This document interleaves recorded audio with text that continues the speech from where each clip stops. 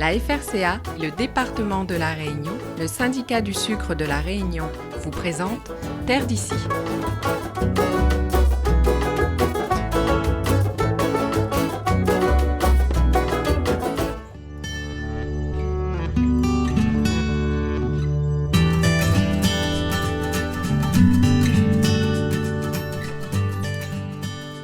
Du haut de ses échasses, Nicolas Acco voit désormais son avenir professionnel s'ouvrir vers de nouveaux horizons.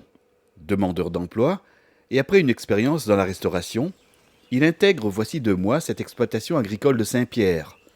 Un changement de cap radical pour le jeune homme, qui a pu bénéficier en plus ici d'un contrat d'avenir.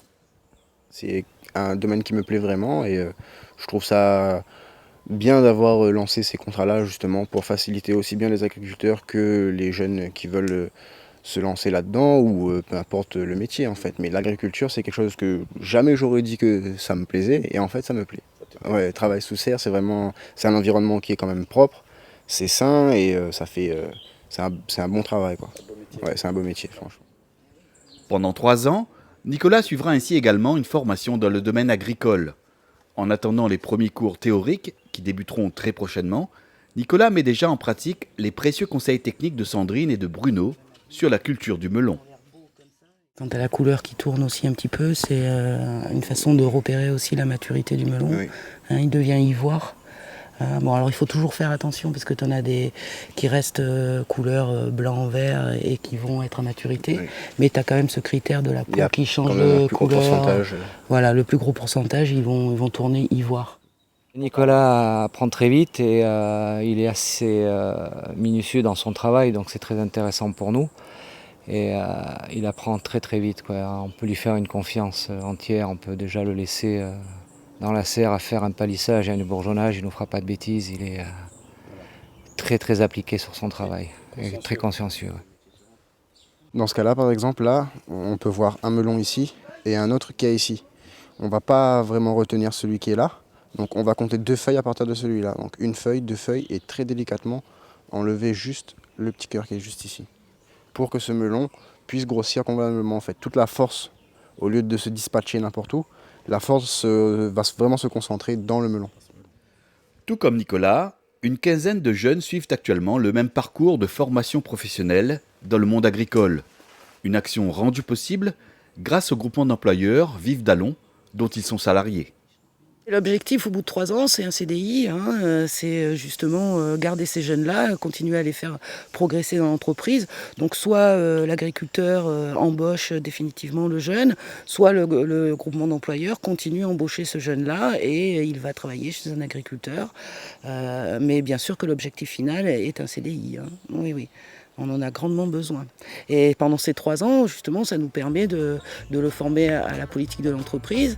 Et puis, ça nous permet, nous, d'avoir de la main-d'œuvre qui nous permet de continuer à développer notre entreprise pour pouvoir l'embaucher au bout de 3 ans.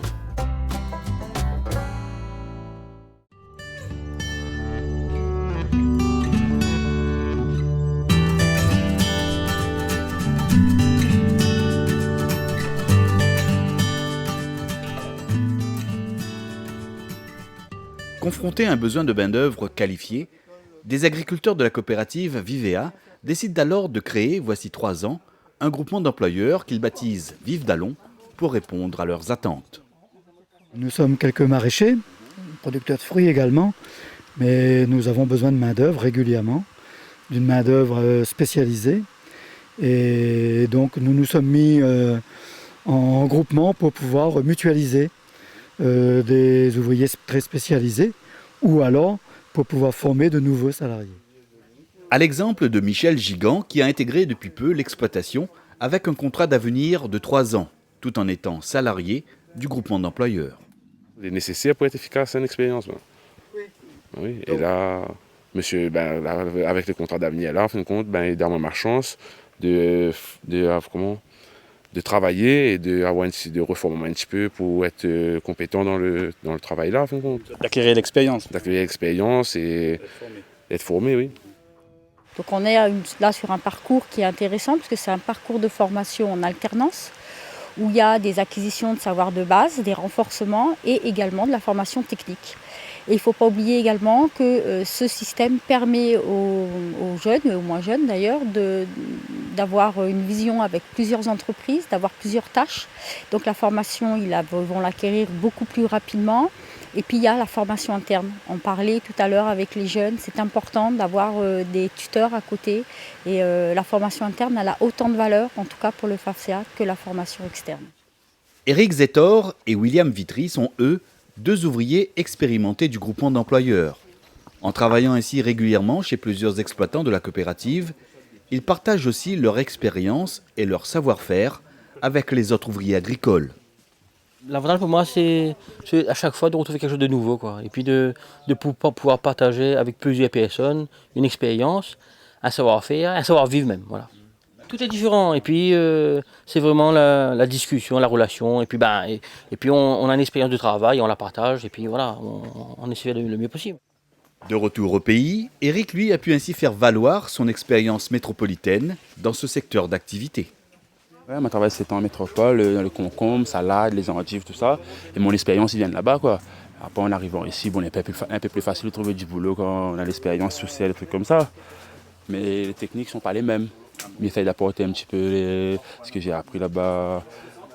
Pas le niveau des techniques vraiment, mais comment dirais-je, ouais, la méthode de travail, tout ça. Là-bas, c'est un autre truc, quoi, c'est un autre domaine. Et là, de temps en temps, j'essaie de mettre un petit peu le grain de sel dedans pour qu'ils s'adaptent un petit peu. Mais c'est pas facile parce qu'on ne peut pas changer leur méthode de travail aussi. C'est pas du jour au lendemain. Ouais, voilà, c'est pas du jour au lendemain, quoi. On croit que tout le monde peut tout faire, mais finalement, non. Un bon ouvrier fait la différence par son comportement, par sa capacité de voir, par ses gestes, sa douceur. Et donc, on a vraiment besoin de préparer et de spécialiser les ouvriers qui travaillent chez nous.